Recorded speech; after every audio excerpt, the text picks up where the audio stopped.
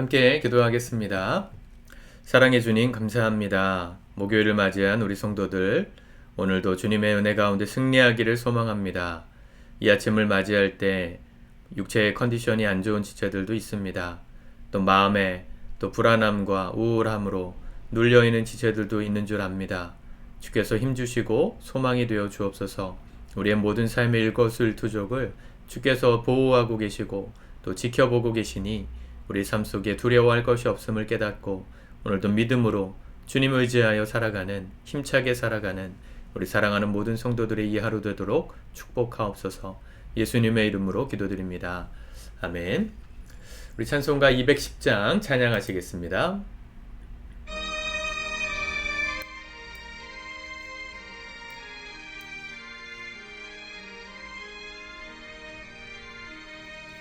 시온 성과 같은 교회 그의 영광 한없다. 허락하신 말씀대로 주가 친히 세웠다. 반석 위에 세운 교회 흔들 자가 누구랴. 모든 원수 애워싸도 아무 근심 없도다. 생명샘이 솟아나와 모든 성도 마시니 언제든지 흘러넘쳐 부족함이 없도다. 이런 물이 흘러가니 목마를 자 누구랴. 주의 은혜 풍족하여 넘치고도 넘친다.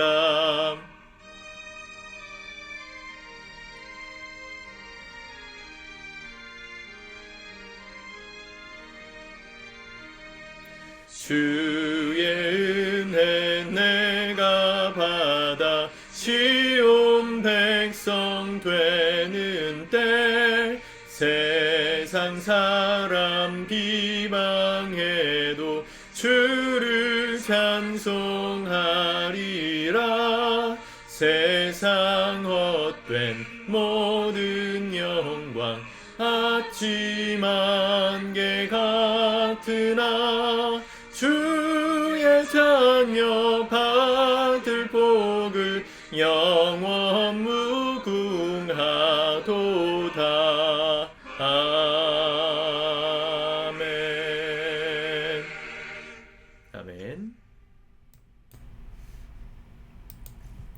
오늘 하나님 말씀은 고린도전서 4장입니다. 같이 먼저 읽고 묵상하겠습니다. 4장 그리스도의 일꾼. 사람이 마땅히 우리를 그리스도의 일꾼이요 하나님의 비밀을 맡은 자로 여길지어다. 그리고 맡은 자들에게 구할 것은 충성이니라. 너희에게나 다른 사람에게나 판단받는 것이 내게는 매우 작은 일이라. 나도 나를 판단하지 아니하노니 내가 자책할 아무것도 깨닫지 못하나 이로 말미암아 의롭다 함을 얻지 못하노라. 다만 나를 심판하실 이는 주시니라. 그러므로 때가 이르기 전 곧 주께서 오시기까지 아무것도 판단하지 말라. 그가 어둠에 감추인 것들을 드러내고 마음의 뜻을 나타내시리니 그때에 각 사람에게 하나님으로부터 칭찬이 있으리라. 형제들아, 내가 너희를 위하여 이 일에 나와 아볼로를 들어서 본을 보였으니 이는 너희로 하여금 기록된 말씀 밖으로 넘어가지 말라 한 것을 우리에게서 배워 서로 대적하여 교만한 마음을 가지지 말게 하려 함이라. 누가 너를 남달리 구별하였느냐? 내게 있는 것 중에 받지 아니한 것이 무엇이냐? 내가 받았은즉 어찌하여 받지 아니한 것 같이 자랑하느냐? 너희가 이미 배부르며 이미 풍성하며 우리 없이도 왕이 되었도다. 우리가 너희와 함께 왕 노릇하기 위하여 참으로 너희가 왕이 되기를 원하노라. 내가 생각하건대 하나님이 사도인 우리를 죽이기로 작정된 자같이 끄트머리에 두셨음에 우리는 세계 곧 천사와 사람에게 구경거리가 되었노라. 우리는 그리스도 때문에 어리석으나 너희는 그리스도 안에서 지혜롭고 우리는 약하나 너희는 강하고 너희는 존귀하나 우리는 비천하여 바로 이 시각까지 우리가 줄이고 목마르며 헐벗고 매맞으며 정처가 없고 또 수고하여 친히 손으로 일을 하며 모욕을 당한즉 축복하고 박해를 받은즉 참고 비방을 받은즉 권면하니 우리가 지금까지 세상의 더러운 것과 만물의 찌꺼기같이 되었도다. 내가 너희를 부끄럽게 하려고 이것을 쓰는 것이 아니라 오직 너희를 내 사랑하는 자녀같이 구원하려 하는 것이라. 그리스도 안에서 일만 스승이 있을 때 아버지는 많지 아니하니 그리스도 예수 안에서 내가 복음으로써 너희를 낳았음이라. 그러므로 내가 너희에게 권하노니 너희는 나를 본받는 자가 되라. 이로 말미암아 내가 주 안에서 내 사랑하고 신실한 아들 디모데를 너희에게 보내었으니 그가 너희로 하여금 그리스도 예수 안에서 나의 행사 곧 내가 각처 각 교회에서 가르치는 것을 생각나게 하리라. 어떤 이들은 내가 너희에게 나아가지 아니할 것 같이 스스로 교만하여졌으나 주께서 허락하시면 내가 너희에게 속히 나아가서 교만한 자들의 말이 아니라 오직 그 능력을 알아보겠으니 하나님의 나라는 말에 있지 않냐고 오직 능력에 있음이라. 너희가 무엇을 원하느냐? 내가 매를 가지고 너희에게 나아가랴. 사랑과 온유한 마음으로 나아가랴. 아멘.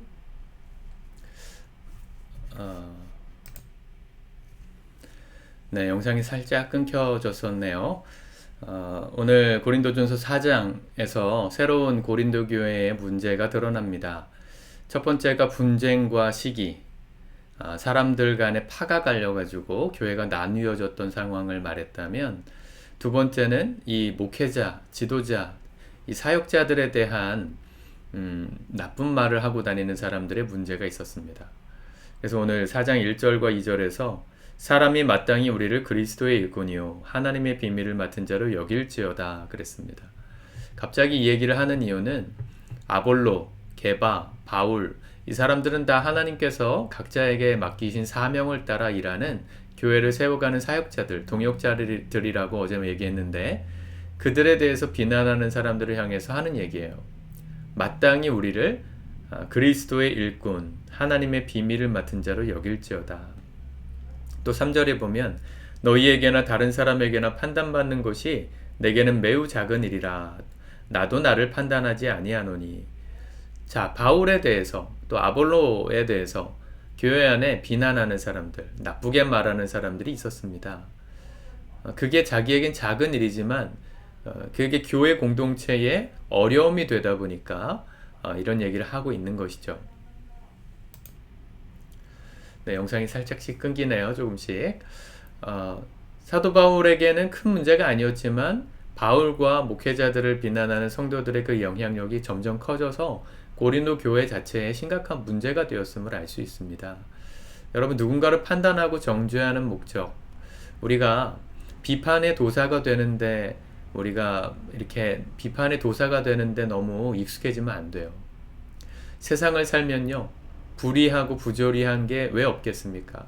교회 안에는 왜 지적할 게 없겠습니까? 근데 문제는 지적을 하더라도 지적하기까지 그들에 대한 존중하는 마음으로 지적하셔야 합니다. 5절을 볼까요? 4절 5절. 내가 자책할 아무것도 깨닫지 못하나 이로 말미암아 의롭다함을 얻지 못하노라. 다만 나를 심판하실 이는 주시니라. 그러므로 때가 이르기 전 주께서 오시기까지 아무것도 판단하지 말라. 그가 어둠에 감추인 것들을 드러내고 마음의 뜻을 나타내시리니 그때 각 사람에게 하나님으로부터 칭찬이 있으리라. 비판을 잘하는 사람들은 비판의 도사가 될 가능성이 높습니다.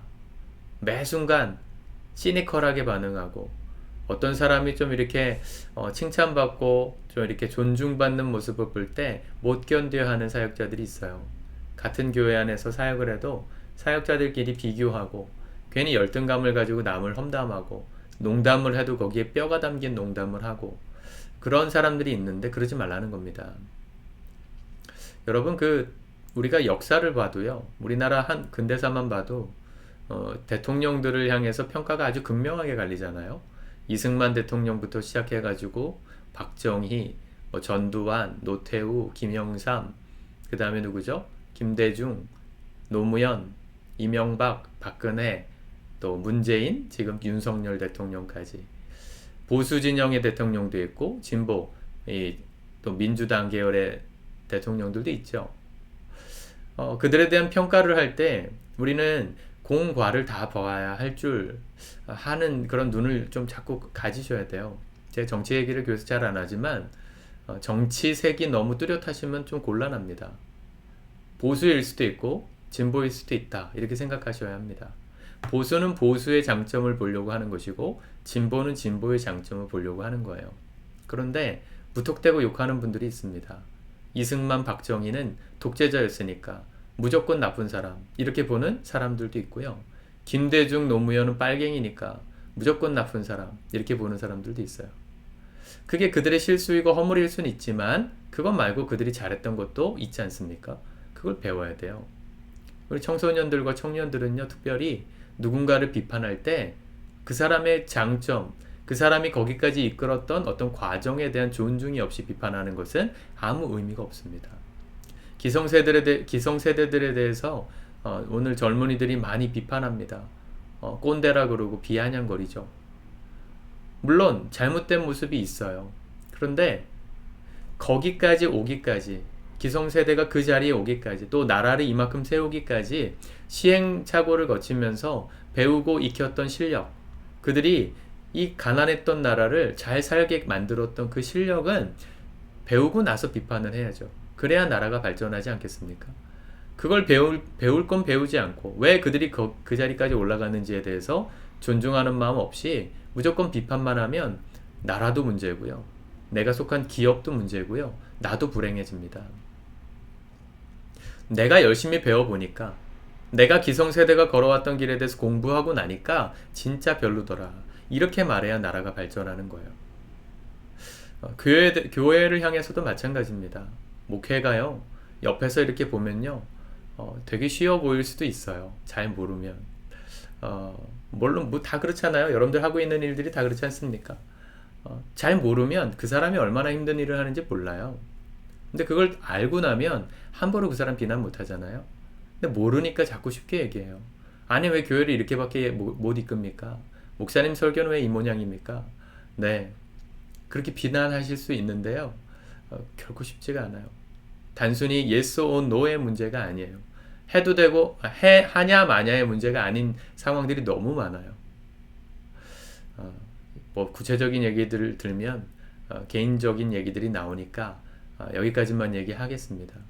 여러분, 그 사람에 대해서 배울 만큼 배우고 그가 얼마나 많은 고민을 하고 가고 있는지, 결정한 것인지 배우고 나서 비판을 하셔야 교회도 발전하고 교회가 성장하는 겁니다. 그거 없이 그냥 무조건 싫어, 목사님 하자는 거 다 싫어, 잘못된 거야, 구닥다리야 라고 말하면 본인도 불행하고 공동체도 불행해집니다. 물론 전제는 있죠. 목회자들도 끊임없이 자신을 견책해야 돼요. 2절에 보니까 맡은 자들에게 구할 것은 충성이니라 그랬어요. 맡은 자들에게 구할 것이 충성이다. 이 말은 누가 나를 비판하는 것 자체를 힘들어 하지 말고요, 내가 하나님 앞에서 정말 비판받을 것이 있는가에 대해서 매일마다 성찰하고 내게 맡겨주신 사명에 충실하라는 얘기입니다. 목사님들이 비판받는 거에 너무 익숙하고 힘들다 보니까 성도들을 아예 그냥 함구시켜버리는 교회들이 많아요. 아무 얘기도 할 수 없는 교회 만드는. 저도 그런 마음이 들 때가 가끔씩 있습니다. 아, 너무 힘들다 라는 생각이 들 때가 있거든요. 너무 쉽게 얘기한다, 너무 고민 없이 저렇게 말한다. 근데 그럴 때에도 내게 맡겨주신 역할이 뭔가 생각하는 거죠. 저에게 맡겨주신 역할은 아버지로서의 역할이라는 겁니다. 영혼의 아버지. 저보다 육신적인 나이가 더 많으신 우리 성도님들도 계시지만 영적으로는 저에게 여러분들의 영혼을 맡긴 아버지로서의 역할을 맡기셨어요. 제가 좋은 아버지가 될 수 있을지 모르겠으나 사명감과 충성심은 있어야 된다는 거죠.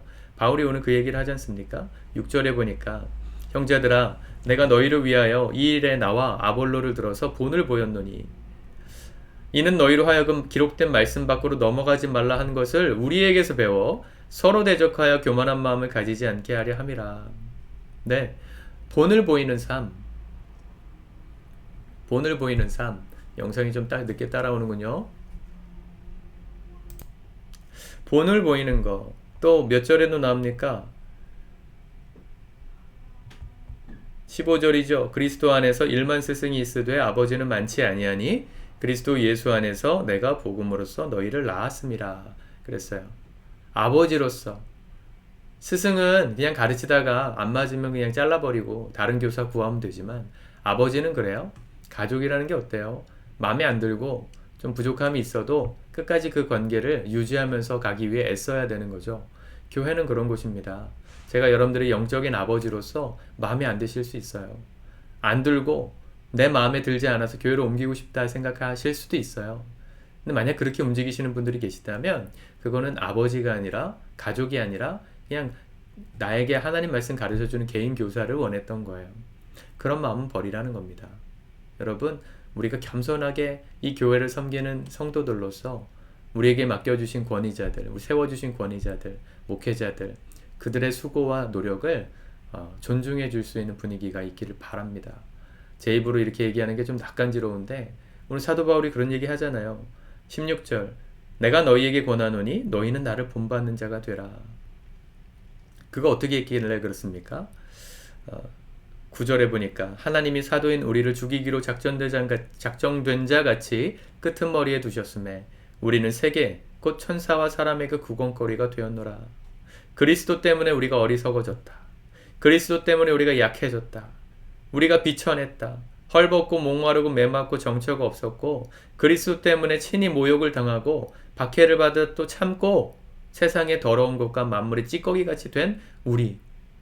그렇게 너희를 사랑하기 위해서 그거에만 올인했다. 이렇게 말하는 거죠. 저도 아직은 대접받고 또 성도님들이 이렇게 목사로서 존중해주는 분위기가 있을 때마다 좀 부끄럽습니다. 뭐 스승의 날에 이렇게 뭐 꽃다발 주시고 노래 불러주시는 거 진짜 감사한데 되게 부끄러워요. 아직은 그렇게 받을 자격이 없다고 생각하기 때문입니다. 밥을 먹어도 말석에서 먹는 게 편하고요. 설거지를 해도 제가 혼자 다 하는 게 더 편해요. 근데 그게 여러분들이 그게 마땅히 그렇게 여겨야 될 부분은 아니라는 것이죠.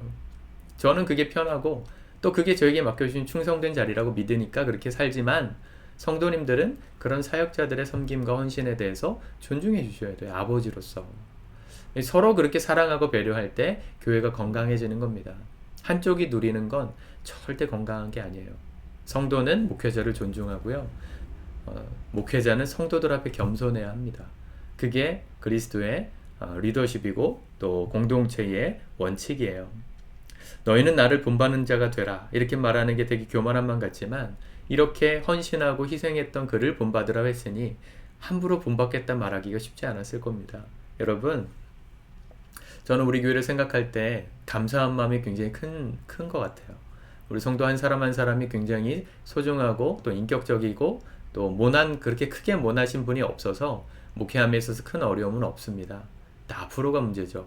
앞으로 우리 교회에 더 많은 성도들이 오게 되고 더 다양한 성도들이 오게 됐을 때 우리 아는 고린도 교회처럼 이런 어려움들은 생기지 않을까. 또 더 많은 사역자들이 세워질 때 이런 비교의식과 파가 갈리는 일들이 생기지 않을까 하는 우려가 벌써부터 있어요. 여러분 기도해 주시고 함께 이 교회를 건강하게 세워가는 일에 이렇게 깨어서 기도해 주시면 좋겠습니다. 이 교회가 정말 서로를 섬기고 목회자는 자신에게 맡겨주신 자리에서 충성을 다하고 그 모습을 성도들은 존중하고 성도들 앞에 목회자는 늘 겸손하게 가장 낮은 자리에서 섬길 줄 아는, 희생할 줄 아는, 내가 드러나기보단 남을 더 드러내주고 내가 어리석게 될지라도 당신은 존귀케 되기를 원한다는 그런 진실한 마음이 사역자들에게 있는 그런 교회가 될 수 있도록 우리 함께 섬기고 세워갔으면 좋겠습니다. 기도하겠습니다. 주님 감사합니다. 주님 사랑하는 우리 성도들의 모든 하루를 축복합니다. 말씀을 붙들고 걸어갈 때 우리에게 주신 모든 권위자들과 특별히 교회 공동체를 향한 목회자들을 향하여 우리가 하나님 존중하는 마음으로 또 본받는 마음으로 하나님 그렇게 믿음의 길을 걸어갈 수 있게 도와주옵소서. 특별히 우리 사역자들 맡은 자리에서 충성할 수 있는 마음을 주시고 우리가 드러나는 것이 아니라 주님이 드러나고 우리는 낮아져도 성도들은 존귀케 되는 그 헌신의 자리에서 녹아지고 썩어질 수 있는 충성된 마음을 우리 사역자 모두에게 허락하여 주옵소서. 우리 목자들을 축복하시고 그 목장교회에서의 헌신과 섬김이 누군가의 삶을 새롭게 하고 또 기쁘게 하는 미랄로 쓰임받을 수 있게 은혜 베풀어 주옵소서. 건강한 교회로 우리 교회를 세워가실 예수 그리스도의 이름으로 기도드립니다. 아멘.